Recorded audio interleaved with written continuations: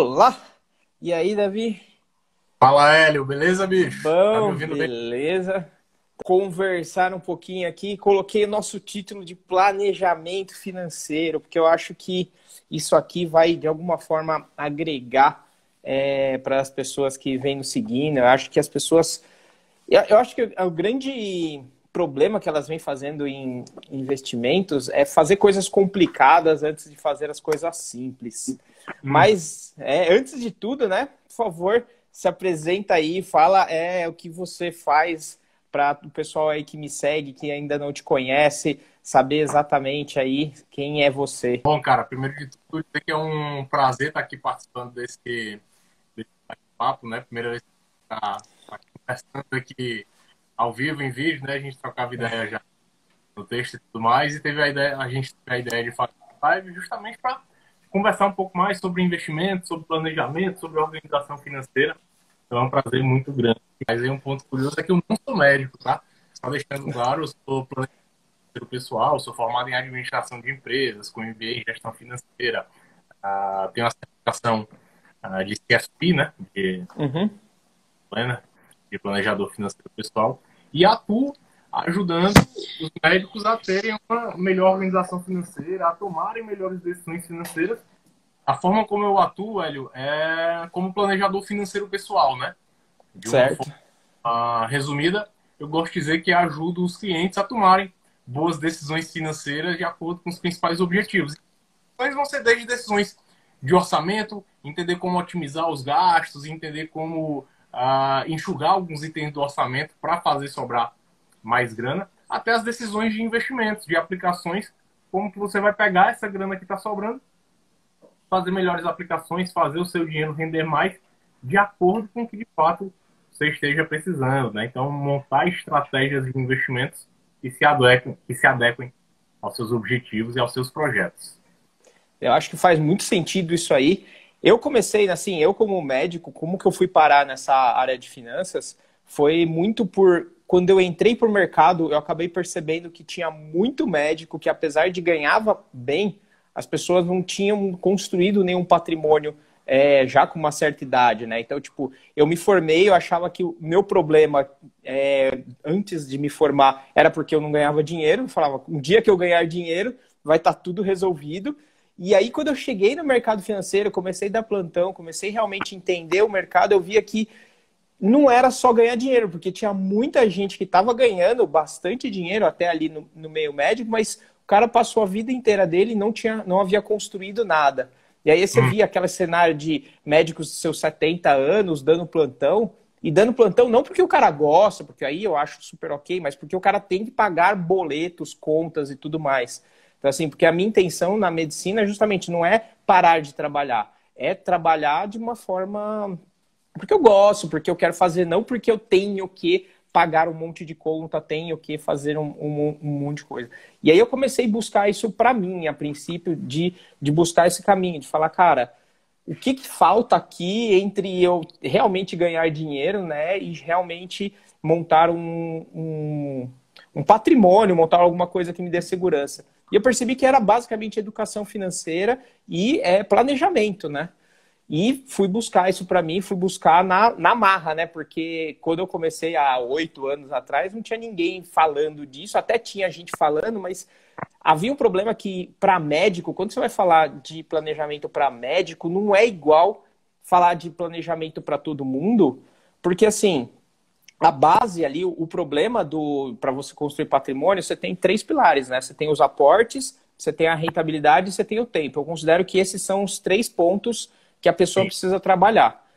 Então, assim, quando os educadores, um monte de educador financeiro que a gente tem aí, falando Nath, o Primo Rico, todos esses caras estão falando, eles estão falando para a população geral, e a população geral batendo cabeça na parte do aporte, porque os caras, a maioria da população simplesmente não ganha o suficiente para fazer patrimônio. Então, vem aquelas dicas de, economiza no cafezinho, não vai viajar, compra produto mais barato.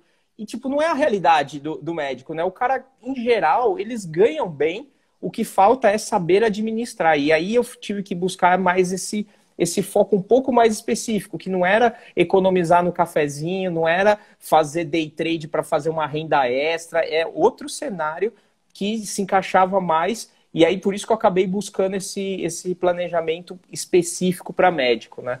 Então é aí que eu fui buscar tudo isso. Como que você enxerga esse planejamento, esse cenário para os médicos e para todo mundo? Tudo isso aí que você falou, Hélio, tem alguns pontos muito importantes, né, que é interessante a gente levar em consideração. O que você falou por último, né, é que de fato, cara, um planejamento, ele não é sobre você cortar o cafezinho, ele não é sobre você cortar o Netflix para ter R$ 30 a mais para você. Quando a gente pergunta o que é um planejamento financeiro, muita gente acredita que um planejamento financeiro ou é o processo de você gastar menos, ou é o processo de você pegar aquela grana que está sobrando e investir melhor para ganhar 1% a mais, 2% por ano. Eu costumo dizer, cara, que um planejamento financeiro, esses dois pontos aí, gastar menos e investir melhor, eles fazem parte de um planejamento financeiro, mas eles são apenas pilares, são apenas colunas. Quando você está falando de um bom planejamento financeiro, é você tomar as decisões financeiras para usar o seu dinheiro frente àquilo que seja importante para você. Então, você fazer um planejamento, entender quais são os seus projetos, entender como você gostaria de viver no dia a dia, entender o que te faz bem, que tipos de gastos te fazem bem, quais são os hobbies que você tem, ao que você gostaria de destinar o seu dinheiro. E uma vez que você tem isso mais claro, essas decisões financeiras elas ficam mais fáceis de ser tomadas. Então, muitas vezes o que a gente percebe é que num bom planejamento financeiro, não é muitas vezes, mas algumas vezes acontece, e a gente... Aqui da minha parte, eu me pego tentando convencer determinados clientes a gastarem mais. Eu mostro para eles, cara, você está no caminho certo, você pode gastar mais com aquele determinado hobby que você tem, com aquela viagem que você gostaria de fazer, você pode, a grana está sobrando, você está no caminho certo, e se isso é importante para você, vai lá, usa. De nada adianta você juntar essa grana agora só para ter mais dinheiro lá no final, só que de repente você corre o risco de ter bem mais grana do que você precisaria lá na frente. E vai olhar para trás e perceber, porra, esse dinheiro eu poderia ter utilizado de uma certa outra forma, né, de ajustar melhor.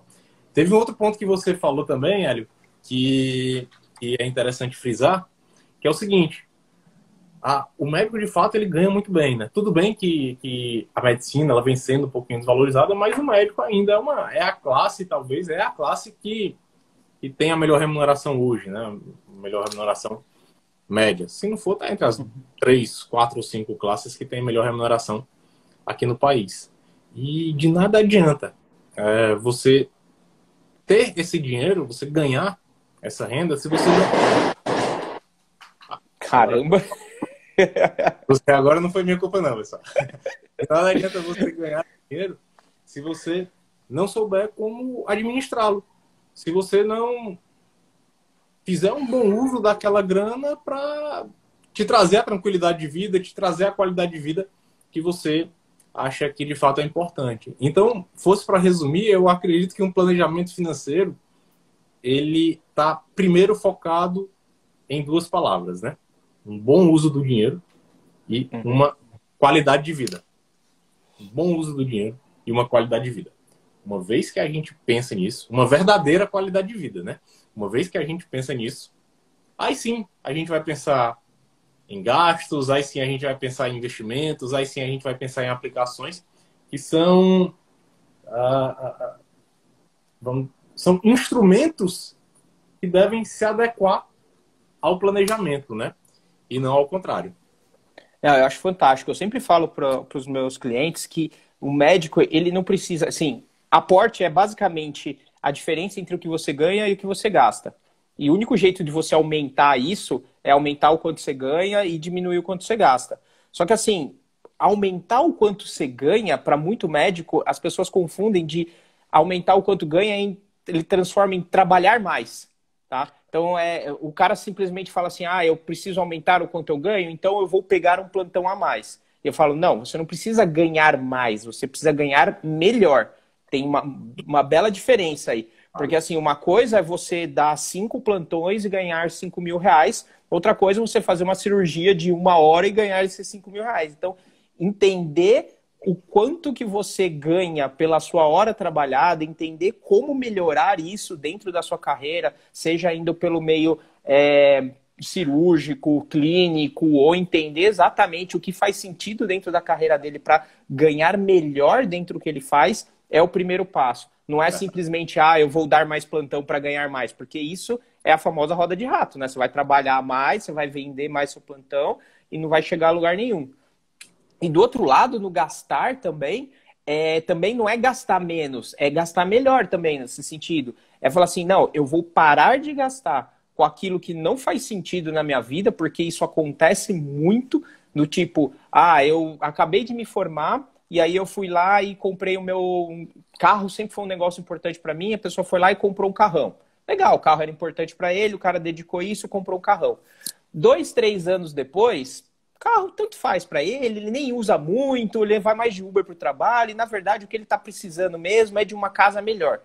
Só que aí o que o cara faz? Ao invés de vender o carro, se livrar daquilo e se dedicar a mudar de imóvel, ele meio que acumula. Ele pega aquele carro, vira um standard novo dele, ele nem cogita a hipótese de não ter carro ou ter um carro menor para ir para outro negócio, e aí ele começa a criar a bola de neve de gastos que não fazem mais sentido na vida dele. Então, tipo, há 3 anos, 4 anos atrás, carro era importante. Hoje não é. Mas aí ele começa a pensar, putz, o que as pessoas vão pensar de mim se eu aparecer com um carro menor do que eu estava o mês passado? Mas fala, cara, o quanto que isso é... Isso é muito no meio médico. Acontece muito essa coisa de comparação. O carro do fulano é tal, o vinho que ele bebe, para onde ele viaja. E isso leva a um consumo que, na verdade, não é importante para ele. É um importante para a pessoa querer mostrar para os outros um status que, na verdade, nem é tão importante. Pode ser que um ponto ou outro ali seja importante para ele, mas nem tudo é. Então, entender esse processo, entender o que realmente faz sentido nos gastos ali que a pessoa está fazendo, que é importante mesmo, e o que, de fato, ali está lá só por... Quando você entende isso, começa a fazer essa diferenciação ali, você começa a peneirar muito os seus gastos e começa a entender e começa a otimizar essas duas continhas, que é uma conta simples, né? De menos quanto eu ganho, menos quanto eu gasto. Mas tem muita coisa ali por trás para a gente olhar com um certo carinho e que a gente olha da forma, eu acho que olha da forma errada por, sei lá, um envolvimento do meio mesmo que a gente tem e precisa de alguém de fora mesmo falar e falar, cara, para. Você precisa direcionar o seu foco, o que você quer, o que é importante para você. Você já parou para pensar? Já parou para pensar o que você acha que é uma qualidade de vida? Ou você só está mirando no que você vê na TV, o cara numa casa na praia, andando de barco. Aí você vai descobrir que você nunca andou de barco, quando você entra num barco você enjoa e você está mirando naquilo como se aquilo fosse a melhor coisa do mundo e talvez não seja para você. Então, entender isso. E eu falo que assim, para entender esses dois pontos, a primeira coisa que a pessoa precisa ter, ela precisa ter dado, né? Ela precisa saber quanto que ela está gastando, ela precisa saber quanto que ela está ganhando, senão não tem como, né? Como que você muda alguma coisa na sua vida sem ter informação sobre ela, né? Fica muito vago, né? Eu quero ganhar mais, mas quanto você ganha? Quanto você ganha por trabalho? Quanto você ganha? Quanto você trabalha? Outro dia eu fiz um post, quanto que você paga pelo salário que você ganha, né? Tipo, de esforço, porque assim, às vezes ganha bem, mas o cara tá trabalhando 100 horas na semana. Será que isso aí dá certo mesmo de conseguir? O problema é que você não consegue mudar nada disso se você não tiver dados, se você não souber exatamente onde você está ganhando, quanto você está gastando. Eu acho que esse é primeira mini coisa que alguém que quer ter um planejamento precisa ter, é anotar, né? Tipo, ter dados daquilo que ele vem fazendo para começar a pensar um processo de melhora. Como que você gosta de iniciar esse processo com a galera? Cara, é bem por aí mesmo. Talvez um dos primeiros passos seja esse, você entender de fato onde que você está, né? Onde que você está financeiramente, como que vem sendo a sua situação, como que vem sendo a sua rotina. E é a partir desses dados que a gente consegue entender o que pode ser melhorado. É mais ou menos como se você fosse no médico, você vai tirar os exames iniciais, ou você vai ver qual é que está a sua situação ali, sem saber qual é a tua situação, você não vai saber qual é o melhor tratamento, qual é o melhor caminho que você vai fazer. Então, é mais ou menos por aí. E quando você fala dessa questão do consumo, né, do padrão de gastos e do padrão de ganho, cara, o que é muito curioso, cara, que muitas vezes quando eu pego clientes na parte de consultoria que estão se sentindo desorganizados financeiramente, eles ficam, cara, pô, a minha sensação é que o dinheiro não tá dando para aquilo que eu realmente gostaria, o dinheiro não tá sobrando no final do mês, eu não tô confortável financeiramente, olha o tanto que eu trabalho, olha o tanto que eu consigo construir, tá muito pouco, isso aqui não tá dando certo. E aí a gente começa a entrar um pouco na discussão. Mas vem cá, Hélio, dando um exemplo. Hélio, cara, me conta aí, cara, como é que tá a tua situação, onde que você mora, qual tipo de carro que você tem, e a gente começa a ver que essa pessoa, ela tem um padrão muito alto. Ela mora numa casa no melhor bairro, numa casa muito grande, ela tem um carro muito bom, um SUV muito bom, um esportivo muito bacana, os filhos estão no melhor colégio ali no melhor padrão e com todo tipo de reforço escolar, etc, etc. Essa pessoa, ela tá no padrão, que é o padrão, talvez muitas vezes quase o máximo do padrão, e mesmo assim ela não está se sentindo confortável, ela não está se sentindo satisfeita. Então, é importante você pensar nisso, porque, de fato, uma boa organização financeira, ela é quase um processo de modificação e de reconstrução interna. A gente não vai falar aqui de coisas holísticas, obviamente, da minha pegada, mas é quase como se fosse isso. De fato, você olhar para dentro e perceber, cara, o que é que, de fato, vai me trazer satisfação? O que é que, de fato, vai me trazer plenitude? O que é que, de fato, vai me trazer tranquilidade de vida? É esse carro, é essa casa, é esse tipo de viagem?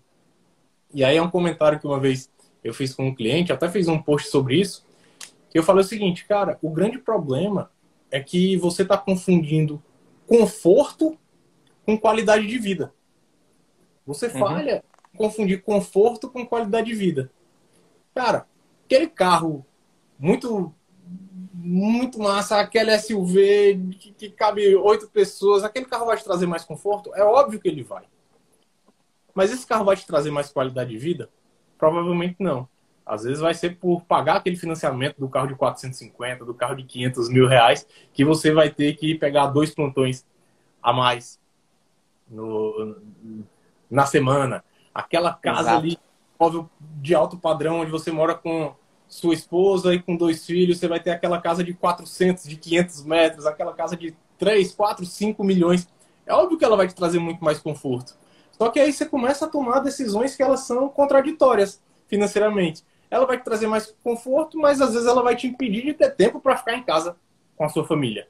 E no final das contas, era o que você gostaria de ter mesmo, né? E aí quando você bate um papo sobre essa questão de consumo e tudo mais, cara, o que é que você queria que o seu dinheiro lhe trouxesse? Ah, cara, eu queria poder ter mais tempo com a minha família, eu queria poder fazer as viagens sem me bagunçar financeiramente, eu queria saber que daqui a pouco eu vou poder, pelo menos, pisar no freio um pouco, não ir ali no acelerador o tempo todo, eu quero ter uma reserva de segurança financeira, que isso vai me trazer muito mais tranquilidade. Tá bom. Você percebeu que tudo isso que você falou não tem nada a ver com o carro que você dirige, não tem nada a ver com o tamanho do imóvel onde você mora, ou com os tipos de viagem que você faz, se é para o Laos, se é para o Camboja, ou se é para Filipinas. Claro que isso é muito importante, cara. Eu também gosto de tudo. Mas quando você compara, pô, é isso aqui que vai me trazer a tranquilidade, a paz de espírito, a satisfação de vida que eu realmente queria. Então você vai ter que estar constantemente buscando esse equilíbrio, né? Claro que você não vai desperdiçar despender o seu dinheiro em todas essas coisas, mas também você vai ter que tomar cuidado para não ser aquele cara que paz de espírito, é só dinheiro no bolso e fica o cara mão fechada, não abre o dinheiro para nada. Isso também vai trazer desconforto, vai trazer brigas familiares, muitas vezes, vai trazer uma má qualidade de tempo em família. Então, o tempo todo você vai ter que entrar nesse equilíbrio e ver o que é aquilo que realmente você quer e o que é aquilo que vai te trazer mais tranquilidade, mais satisfação financeira de fato, né? Uma satisfação real para a sua vida. Um exercício que eu faço com todo mundo é justamente nesse processo, assim, beleza, vamos analisar a sua vida hoje. Começa identificando quais são os 5 maiores gastos que você tem hoje. E eu até convido o pessoal que está aí na live a me falar, vocês sabem exatamente qual que é os 5 maiores gastos que você tem no ano? Porque assim, se você precisa mudar ou quer mudar alguma coisa na vida, não tem como você mudar sem saber exatamente. Porque assim, se você vai mudar, você tem que atuar nesses 5 maiores gastos, 6 no máximo. Porque assim, não vai adiantar você falar, eu vou parar de ir de carro para o trabalho e vou de ônibus, quando você descobrir que isso equivale a tipo 1,5% do seu gasto no ano. O problema é outro. E é esse passo, assim. Primeiro passo, anota. E tenha dados de bastante tempo. Não adianta anotar um mês. Eu anotei esse mês, eu vou extrapolar para os outros meses. Não. Tem coisas que giram, demoram para aparecer na conta. Por exemplo, viagens, às vezes demora, porque se viaja 1, 2 vezes no ano. Por exemplo, trocar de carro é um gasto que deveria entrar na conta, mas você não faz isso todo ano, você faz a cada 2, a cada 4 anos. Mas assim, é um gasto significativo que aparece de tempos em tempos, e a pessoa leva um tempo para construir uma reserva, não considerou isso, gasta tudo de novo para fazer esse gasto que ele não estava considerando. Então, entender aonde estão... Às vezes o padrão do carro, só interrompendo, é importante a gente ficar atento que mesmo você trocando carro a cada 3 anos, 4 anos, dependendo do padrão, isso aí tá te consumindo 4, 5, 6 mil reais por mês, né? Você troca de carro. Exato. Exato. E quando a pessoa precisa trazer isso para a realidade, para ter esse choque de realidade. O primeiro exercício que eu sempre faço com todo mundo é esse choque de realidade. Fala, cara, você vai sentar a bunda e você vai preencher uma planilha de orçamento, levantar todos os seus cartões de crédito, tudo, falou, já até abre um vinho que é porque vai dar vontade de chorar, você vai descobrir coisas que, cara, você fala, puta, que merdas que eu fiz financeiramente por aqui. E todo mundo fez alguma merda financeira que você olha para depois e fala, cara, pra que eu comprei isso? Mas o grande problema aqui não é não fazer ela, é não tornar esse erro constante, né? Uma constante. Tipo, eu errei, tá bom, fui no shopping, me empolguei, comprei um bagulho que eu não uso, não serve pra nada, mas a grande coisa é entender esse gasto e evitar que ele aconteça sempre, de novo, porque errar uma vez é tudo bem, mas se errou várias vezes, você tá transformando isso num hábito, né? Então é esse processo de entender, ficar atento, trazer para consciência. Eu falo que uma das melhores dicas ali para quem tem dificuldade de gastar, que a Mônica aqui perguntou, anota o que você está gastando. Porque assim, simplesmente passar no cartão é muito fácil, né? Porque você não está vendo de verdade o dinheiro ir embora. A partir do momento que você começa a anotar esse negócio, você pega o celular, sua planilha, o método que você prefere e anota, eu ganho, sei lá, os meus 20 mil reais e gastei 40% do meu salário no shopping. A hora que você anotar, isso vai ter um peso, assim, vai começar a incomodar. E aí você vai ter que começar a lidar com isso de verdade. Então, acho que trazer para consciência, anotar, entrar em contato com aquilo, é um método excelente para você começar a repensar os seus modelos. E aí, a grande questão, uma coisa que eu vi um médico falando, o Dr. Bomeni, que ele fala de várias...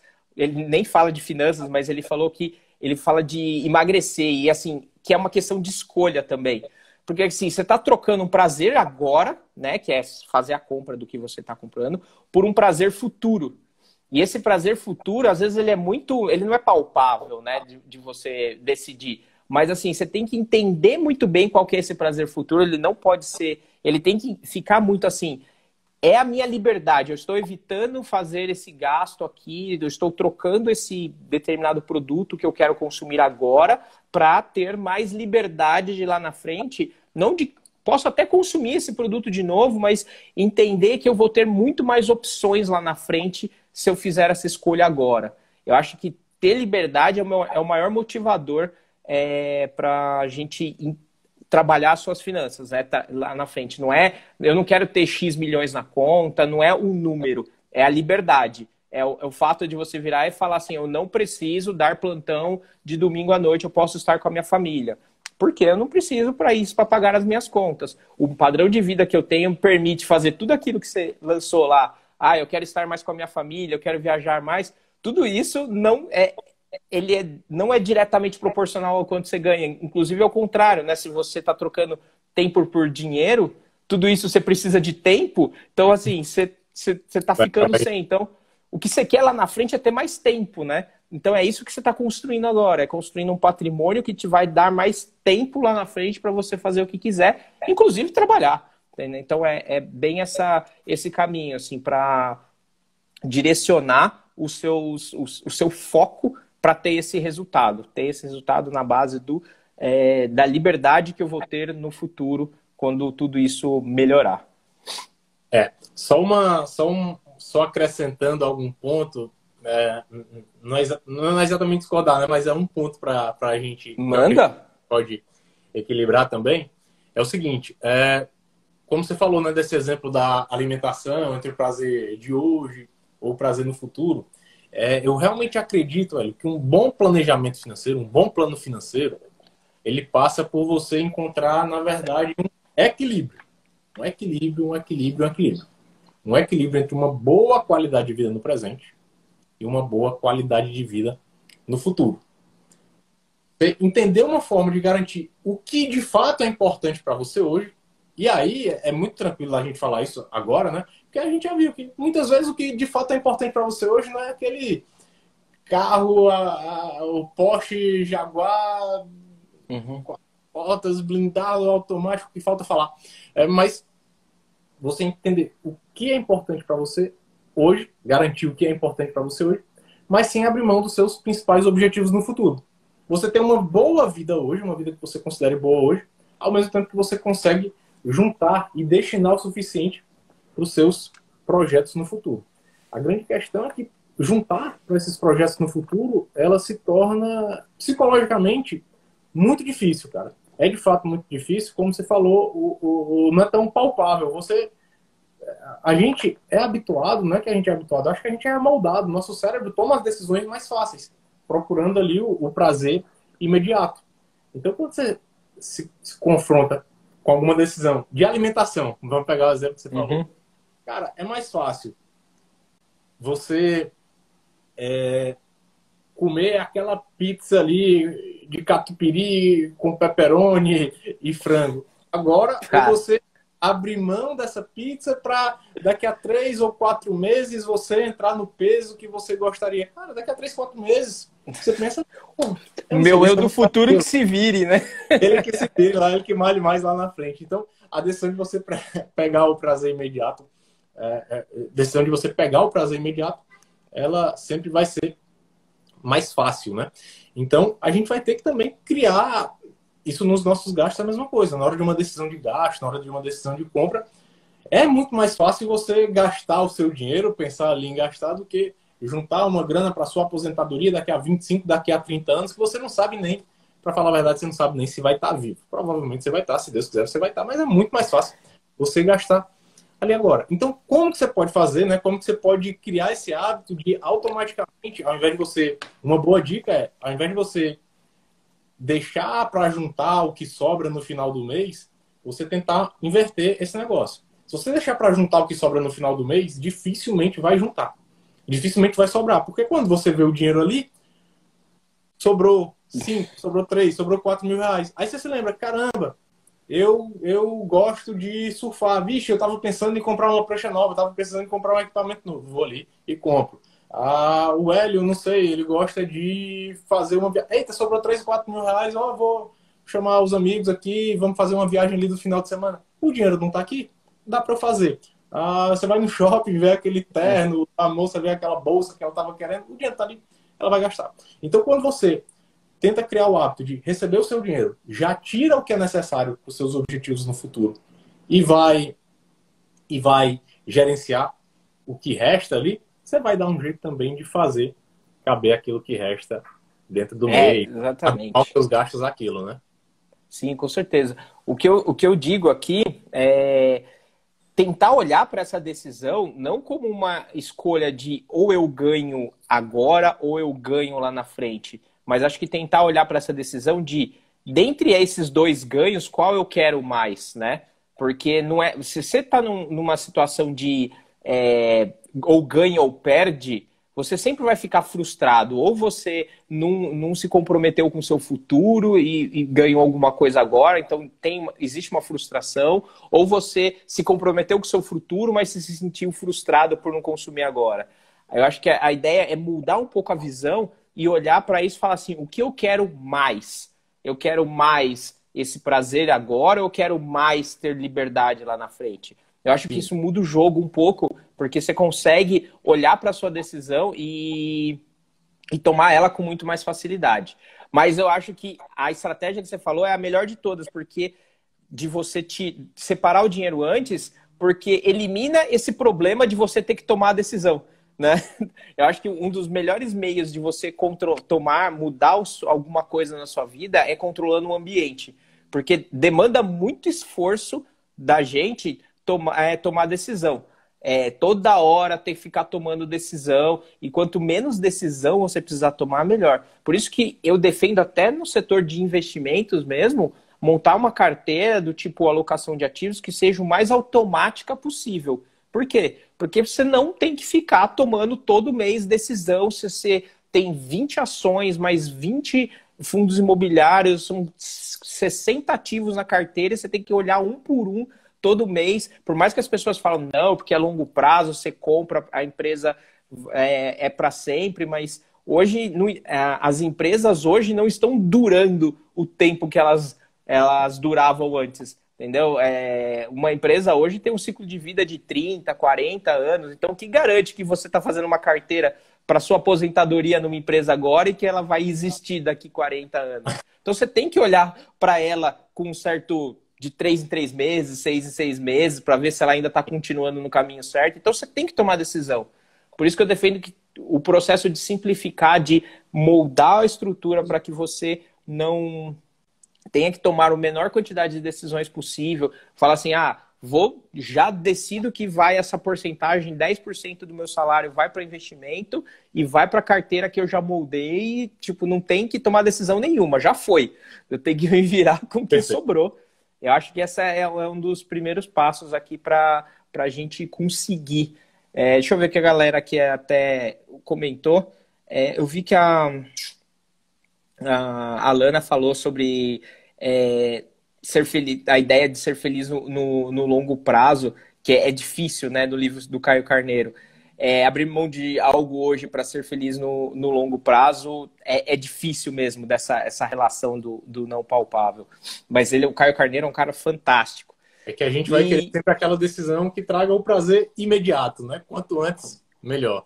Sim, sim, o medo, né, de perder, de não saber se vai estar vivo lá, mas o grande risco é estar vivo lá na frente, né? Quando você pensa que vou viver como se não houvesse amanhã e de repente o amanhã chega, né? E aí falou, putz, e agora? Amanhã chegou, o que eu vou fazer? Então ter esse princípio é muito, muito importante. E isso na parte de construção, a gente está na ideia dos aportes. Na parte de investir, eu acho que as pessoas também focam muito em coisas difíceis, já que a gente está falando.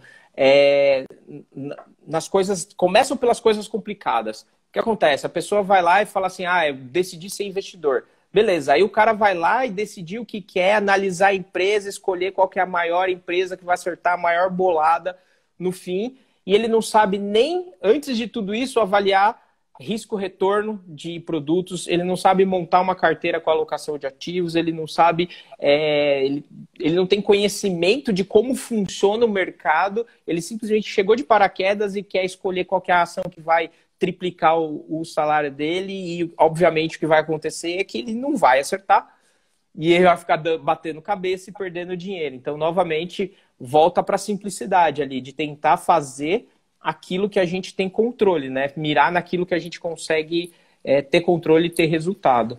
Como que você ajuda os seus clientes na parte de carteira de investimento? Como que é o seu processo para eles também? Tá ouvindo, Hélio? Deu uma picotada aqui. Não, tô sim. Não, voltou. Tá ouvindo aí? Tá, sim. Pronto, beleza. Cara, eu também concordo com você sobre a importância de você delimitar bem, antes de sair fazendo aplicando, antes de cair em campo, você delimitar bem a sua estratégia de investimentos. Na minha visão, e na verdade não é na minha visão, né? Isso é comprovado cientificamente, existem estudos acadêmicos na parte de investimentos que mostram isso, e a definição da estratégia de investimentos é a parte mais importante de um processo de investimentos. Existe um estudo do Roger E. Botson e outro pesquisador, agora eu esqueci o nome, eles fizeram a pesquisa juntos, que eles conseguiram comprovar que 90% do resultado de uma carteira de investimentos vai vir devido à alocação que você definiu, devido à estratégia que você definiu. Somente 10% dos resultados vão vir dos produtos que você comprou. E o que a galera gasta mais tempo? Escolhendo os produtos, vendo os balanços das empresas e discutindo nos fóruns se a Via Varejo vai subir ou se vai ser a Magazine Luiza.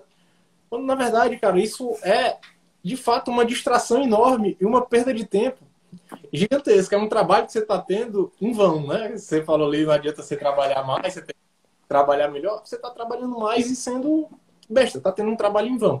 Claro, que você fazer bons investimentos, fazer a seleção dos ativos, ela é importante. Mas quando você parte errado, quando você dedica 99% do seu tempo a algo que vai lhe trazer 10% dos resultados. E o que vai lhe trazer 90% dos resultados, você nunca para analisar qual vai ser a sua estratégia, analisar o quanto o percentual de cada um daqueles ativos vai pesar na sua carteira, saber antecipadamente o que é que você vai fazer se aquelas ações subirem, saber antecipadamente o que é que você vai fazer se aquelas ações caírem. É meio como se você estivesse entrando em campo sem saber como vai jogar. Cara, sem saber a regra do jogo, né? Sem saber a regra do jogo e sem saber como tem que jogar, né? E tem estudos também indicando na questão do... que você falou do estudo que 90% se deve à alocação de ativos. Isso é uma coisa que, mano, só de saber isso, a pessoa devia dedicar o tempo dele a aprender só alocação de ativos. Ia ser perfeito. E ainda tem um outro estudo que indica, que eu não lembro qual que é, mas é que assim, o índice de acerto de especialistas em ação, de qual ação que vai performar melhor, é por volta de 20%. Ou seja, é basicamente o mesmo de que um macaco jogando dardo no alvo, assim, tipo, é praticamente aleatório. Quando você chuta, o índice de acerto deles é igual um chute. De profissionais. Então, de profissionais, né? E aí, o que faz a pessoa pensar que a pessoa, Hellis Mortal, que trabalha com outra coisa, vai acertar mais do que o cara fala, não, esses caras não sabem nada, eu vou fazer melhor. Não tem nada que indica, né, que você vai conseguir fazer um serviço melhor do que os profissionais estão lá, cheio de recursos, ferramentas, anos de estudo no mercado, o cara acerta 20% e você acha que você vai estudar meia horinha uma empresa qualquer ali e vai falar, é essa que vai me deixar rico. O que acontece é que tem tanta gente tentando tantas coisas que o fator sorte é o que mais determina ali, né? Se você tem 400 empresas na bolsa e 1 milhão de pessoas investindo, você vai ter, milhares de pessoas que acertaram com a empresa que ganhou e elas vão estar contando para Deus e o mundo que elas acertaram, mas o que diferencia o acerto dela de sorte é, assim, nada, né? Porque, assim, simplesmente não tem como diferenciar se foi sorte ou não. Inclusive, até as casas de research que produzem conteúdo, eles usam um pouco disso. Outro dia eu estava analisando, eu sou assinante de várias delas que eu leio para os meus conteúdos, e eu vi que, por exemplo, a Empíricos, ela, das 400 empresas listadas na Bolsa, ela tem quase 200 citadas em algum dos produtos delas. Ou seja... Mas ela vai acertar, né? Ela sempre tem produto que ela vai poder virar e falar, olha, o nosso produto XYZ fez uma performance inacreditável. Porque é estatística, né? Se os caras estão citando todas as ações, no fim das contas, eles vão acertar, não tem como, não precisa nem ser bom para isso, eles só precisam ter muita gente produzindo muita coisa e dá certo. E é isso, e assim, as pessoas esquecem de focar no que importa e ficam olhando nesse processo de tentar acertar, né? Um médico, eu digo que o médico não precisa fazer um gol de bicicleta e acertar ali no ângulo qual que é a melhor ação que vai. Você precisa fazer o básico, né? Precisa ter uma rentabilidade que não pode ser Selic, tá? Porque senão o cara não está juntando nada, mas também o cara não vai ter uma rentabilidade igual a da Betina de 50% no ano. Nem igual do Buffett lá, que faz 20 e poucos por cento ao ano. Se tiver 10, 12%, tá maravilhoso já. E não 10, precisa. 12%. O que o pessoal tem que entender é que, na verdade, você não precisa, cara. Eu fiz esse cálculo ontem. O negócio é que meu computador tá ali na sala. E eu acho que demora mais. Eu fiz esse cálculo ontem com um cliente meu. E eu provei para ele que muitas vezes é burrice. Vou falar a palavra logo pesada. Mas é burrice. Você dá muito foco na gestão e na escolha dos seus investimentos. Isso é burrice, cara. Você falou no início, né, Eli? Totalmente certo. Que uma boa gestão, uma boa construção de patrimônio, ela passa por 3 fatores. Você analisar a rentabilidade correta, mas fazer os aportes e o tempo. Tempo, aportes e rentabilidade. As pessoas ficam focando na rentabilidade e esquecem do poder que tem o tempo, né, nos juros compostos, e os aportes que você estiver fazendo. Então, quando você foca muito o seu tempo livre, ou mesmo o seu tempo que poderia ser destinado à medicina, destinado ao trabalho, a fazer uma cirurgia, e você fica estudando as ações, as empresas da Bolsa de Valores, isso vai fazer com que você saia de uma rentabilidade, na melhor das hipóteses, você consiga uma rentabilidade de 1,4% ao mês, que é o que o Warren Buffett conseguiu. Aí você investe 5 mil reais por mês, consegue esses 1,4% ao mês, você ganha lá, acumula para sua aposentadoria 2 milhões e 400 mil reais, se eu não me engano, tá? 2 milhões e 900 mil reais, eu acho. Beleza. Só que, cara, se você pegasse esse mesmo tempo, e provavelmente você não vai conseguir essa rentabilidade. Se você pegasse esse mesmo tempo e destinasse... É pior de tudo. Se você pegasse esse mesmo tempo e destinasse a ser um médico melhor, a fazer o seu marketing melhor, a estudar melhor, a ser um médico que as pessoas lhe procuram e fazem os procedimentos e fazem cirurgias com você. Você aumenta a sua renda, que é algo que você controla. E ao invés de você investir os 5 mil, você investe 8 mil reais por mês, o seu patrimônio que você acumularia lá ao final de 20 anos, ao invés dos 3 milhões do bom investidor, seria um patrimônio de 3 milhões e meio. Somente porque você aumentou os aportes, fazendo ali o básico. Pegou o tempo que você dedicaria a estudar os investimentos e aquele tempo você se dedicou a ser o melhor profissional. Claro, você vai ter que cuidar dos investimentos. Mas numa parcela, não faça o cuidar dos seus investimentos algo que tome muito mais tempo do que a sua atividade principal, né? Não, maravilhoso isso.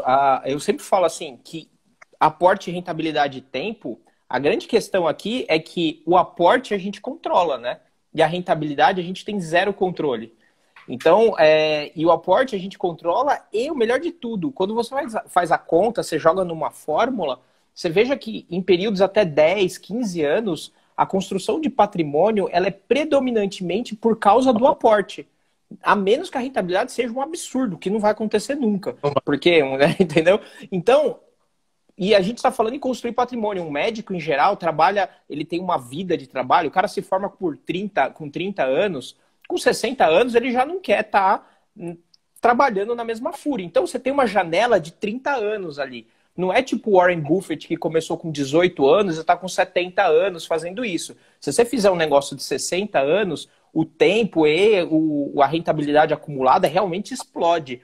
Mas no período que a gente tem, que é realista, a gente não tem tanto juro composto ali que vai multiplicar. Eu falo que a importância da rentabilidade nesse período é te dar certeza que você consegue viver com aquele patrimônio lá na frente. Porque assim, o que acontece com, por exemplo, ganhadores da Mega Sena? O cara ganha do nada 1 milhão na conta. Só que o cara não sabe fazer aquilo render. O que acontece? Ele vai comendo dinheiro, comendo dinheiro, e uma hora acaba. Agora, se você dá esse dinheiro para um cara que sabe fazer render, esse dinheiro ele vai viver daquele dinheiro a vida toda e ainda vai passar para os filhos o patrimônio. Por quê? O cara sabe tirar 10% daquele dinheiro, ele vai fazer ele render 10% ao ano, vai tirar os 10 mil por mês lá e vai viver muito bem com aquilo. Agora, o cara que não sabe vai tirar os mesmos 10 mil, só que ele está corroendo o dinheiro. Então, a ideia de saber fazer o dinheiro render é para você, daqui 10 anos, por exemplo, saber viver daquele dinheiro. E aí você vai ter 10 anos de experiência, falar, não, eu já fiz isso por 10 anos, eu sei, provavelmente já passou por alguma crise, já sabe como lidar, entender esse processo. Então, focar naquilo que você sabe fazer, que é gerar dinheiro através da medicina, afinal de contas, a pessoa passou 10 anos estudando aquilo, não vai ser nas próximas 2 horas ou num curso que ela fizer que ela vai virar um mestre em investimentos, não é isso. Então, foca naquilo que você sabe, aporta direito. A rentabilidade você vai controlar através de métodos, de processos, né? Então, ter um bom processo de investimento, fazer alocação, entender que você não vai acertar e ninguém vai acertar qual vai ser o grande maior chute, e isso vai te dar resultado, esse caminho dá resultado. O aporte ele é muito mais importante. A última vez que eu fiz a conta era mais ou menos nos primeiros 10 anos, uns 70% do seu patrimônio é construído na base do aporte. Então, é aí que você tem que focar energia. A regra de Pareto, né? Pareto tem uma regra dessa, que é o 80-20 que ele fala, que sempre existe 20% das atividades que vão dar 80% do resultado.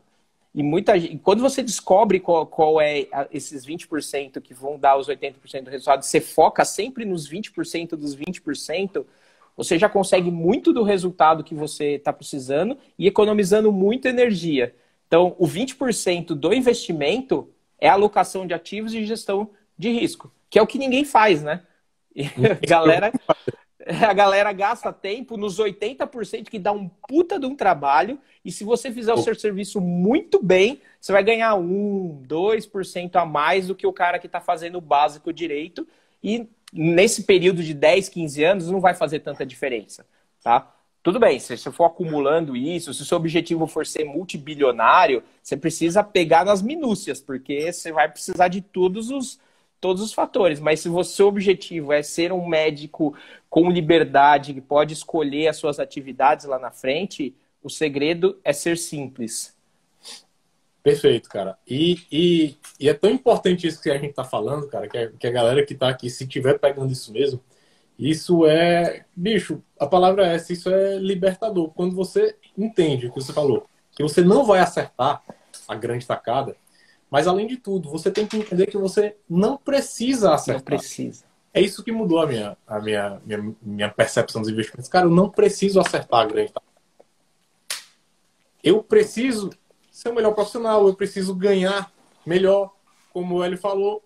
E o tempo que eu dedicaria ali para que eu vejo a galera analisando bolsa e discutindo fóruns, cara, esse tempo livre, que seria o meu tempo de lazer, cara, eu passo com a minha esposa, eu passo caminhando na praia com a minha cachorra, eu vou surfar, eu não tenho filho ainda, então eu vou caminhar na praia com a minha cachorra, eu fico com a minha esposa, a gente vai no shopping, meu tempo livre está destinado a isso, a minha vida no final das contas vai ser bem melhor, e eu ainda acredito que eu vou ter um patrimônio bem maior do que as pessoas que estão aí gastando o tempo delas tentando acertar. Exatamente, eu sempre falo que assim, a gente tem, o nosso dia tem 24 horas, né? Você tem que dormir, você tem que trabalhar e você tem que viver. Se você decidir que você vai, além de fazer essas 3 coisas, você vai estudar finanças, ou você não vai dormir, ou você vai deixar de viver as coisas que você quer, ou você vai deixar de trabalhar. Entendeu? Porque assim, a menos que investir seja o seu trabalho, e aí realmente você encaixa o negócio, senão tem que ser simples, porque senão ele vai estar roubando um tempo precioso de alguma outra coisa importante que você deveria tá fazendo. Porque a menos que você fale assim, não, isso para mim é diversão, adoro estudar empresas, tá bom. É o seu tempo de diversão que você está usando para isso, mas que seja uma decisão consciente, não porque você vai achar que você vai ganhar, vai ficar mais rico por causa disso. Provavelmente não. Mas você gosta disso, você pode estudar sobre o que você quiser, né? Então aí é outra coisa, mas não com esse foco. É focado em resultado, assim. Se você quer ter resultado, você precisa fazer o básico. Ah, mas eu gosto, eu quero investir. Você pode até terceirizar, eu falo assim, mas assim, uma vez que você entenda o mínimo, né? Eu não gosto quando a pessoa terceiriza sem saber o básico. Porque assim, quando você, por exemplo, vai num restaurante, você terceiriza, tipo, eu gosto de cozinhar, beleza, mas de vez em quando eu vou num restaurante porque eu quero um chefe cozinhando pra mim, legal. Mas eu sei avaliar o serviço do chefe. Se o cara chegar com um ovo frito mequetrefe, eu vou olhar e saber aquilo. Mas às vezes, tipo, você vai no mecânico com o seu carro e você toma uma enrolada forte porque você não sabe do que o cara tá falando. E isso acontece também em investimentos. O cara chega lá, terceiriza o serviço dele para, sei lá, um fundo, um assessor financeiro, gerente do banco, e o cara não sabe como é que o negócio funciona, não sabe como é que o cara ganha dinheiro, não sabe que resultado ele tem que esperar daquilo que ele está passando, não sabe o risco que ele está correndo com os produtos dele, porque quando der merda, o problema vai ser dele, não vai ser do gestor. O gestor não tem... O gestor não, o assessor. Então, assim, eu acho que precisa saber esse mínimo para terceirizar, mas ainda que você terceirize, se terceiriza com essa ideia. Tipo, eu sei qual é o planejamento, eu vou pagar alguém para ele ter esse trabalho de conseguir uma rentabilidade maior para mim. Ok, justo, mas pelo menos você fez essa escolha, entrou no processo, entendeu como é que é o negócio e agora já sabe avaliar o que estão te servindo e tomar decisões baseado nisso, né? Perfeito, cara. E também gosto muito quando você fala dessa questão da estratégia da alocação, né? A gente fala a estratégia que eu mais gosto, assim, não é que eu mais gosto, né? Ela é a estratégia que mais funciona. Ponto. A gente não precisa falar isso, não precisa soar arrogante, porque existem estudos. Quem está falando isso é o Davi, que inventou isso, é o Hélio, que tirou da cabeça dele, que fazer uma alocação. É o que eu costumo dizer, cara, eu só sou um canal. Eu vou lá, pego nos livros, pego nos artigos e estou te passando aqui o que mastigado. Realmente está funcionando. Mastigado, né? É o que funciona. A questão da estratégia de alocação de ativos, ela que vai lhe trazer mais chance de sucesso no longo prazo. A estratégia de alocação de ativos com um bom controle de risco. E eu alio a isso, que você faz também, né? Que é com os rebalanceamentos pontuais, rebalanceamentos periódicos, que significa que você sempre vai voltando para aquela alocação que você tinha definido inicialmente, né? Eu acho que essa é a estratégia principal, assim, alocação mais rebalanceamento e aporte frequente, resolve a maioria dos problemas financeiros e você não precisa de nada muito elaborado além disso, mas fazer isso de uma forma consistente, às vezes pode ser meio difícil, às vezes pode dar trabalho, às vezes você não consegue fazer sozinho, você precisa de alguém para te ensinar o processo, mas acredite, é muito mais fácil aprender isso do que aprender a ler um balanço de empresa, entender como que ela funciona e todos os demais aspectos que tem envolvidos. Não pode não ser trivial, é simples e você consegue aprender, todo mundo consegue aprender definitivamente, inclusive eu acho que o melhor jeito é cada um fazer por si, porque é o jeito mais barato, mesmo que você decidir terceirizar, é pensando em, sei lá, não quer fazer, não gosta, ou qualquer outro motivo assim, mas fazer cada um tomar conta do seu próprio dinheiro é o jeito mais barato que se tem, sem dúvida. Entendeu? Isso eu não tenho a menor dúvida, eu sempre recomendo. Bom, a gente vai tomar um tempo aqui, porque já tá batendo o tempo. Eu queria que você falasse aí pro pessoal onde que as pessoas podem te encontrar, onde que você pode ser acessado aí para quem curtiu o nosso bate-papo. Cara, naturalmente o canal normal que as pessoas vão me encontrar é aqui mesmo no Instagram, né? @médicosmaisricos. Então quem tiver interesse pode me seguir lá, pode mandar um direct. A gente também tem o nosso grupo do Telegram que eu fico constantemente alimentando. Mas quem tiver interesse em entender um pouco mais o serviço de planejamento financeiro, lá no @médicosmaisricos, só me mandar um direct que vamos estar à disposição, né? Muito legal. E para quem aí dos seus seguidores que não me conhece, né? Eu tenho esse meu canal aqui, o Hélio Barros, tem a Dr. Invest, é uma empresa também que tem esse propósito de não só ensinar, mas como a gente falou lá no começo, eu também sou gestor, então eu tenho esse processo de gestão para quem não quer fazer. Então, eu ensino, porque eu acho que esse é o método mais barato que todo mundo pode fazer, mas eu vejo que tem gente que simplesmente não quer fazer e quer terceirizar, mas eu sempre recomendo que ela aprenda a fazer para depois saber cobrar o resultado. E se a pessoa tiver com muita preguiça de fazer e quiser que eu faça, eu também tenho esse serviço. Então, tem a ideia tanto de ensinar a fazer a gestão, como de fazer mesmo, propriamente dito, a gestão. Tem o canal no YouTube lá, o que você pode achar por Dr. Invest, tem o Dr. Invest também, tudo escrito, tu viu? DOCTOR invest.com.br, que é o site Tudo isso tem na minha bio, lá no Linktree. Se alguém quiser seguir e acompanhar, estaremos à disposição para mais dúvidas. E só complementando, puxando um pouco da sua sardinha aí, né? O Hélio, para quem está ouvindo, pessoal, ele é um cara que tem essa certificação CGA, né? Que é de gestão de carteira, de gestão de investimentos. Não é uma certificação simples, não é uma certificação trivial. Então, para o cara ter tirado essa certificação, já comprova que ele sabe muito do que ele está falando aqui, né? Não, essa história de como eu cheguei lá vai ficar para uma outra live de como que como que o médico foi tirar um CGA do nada, mas foi bem interessante, foi buscando aprender mais e é bem legal esse processo. Davi, muitíssimo obrigado aí pelo papo. Quem quiser saber mais aí, tem o Davi aí para ajudar. Se quiser perguntar para mim também, pode. Agradeço aí todos pela companhia aqui e até mais, brigadão. Valeu, pessoal. Tchau, tchau. Falou, Davi. Até mais. Tchau, tchau.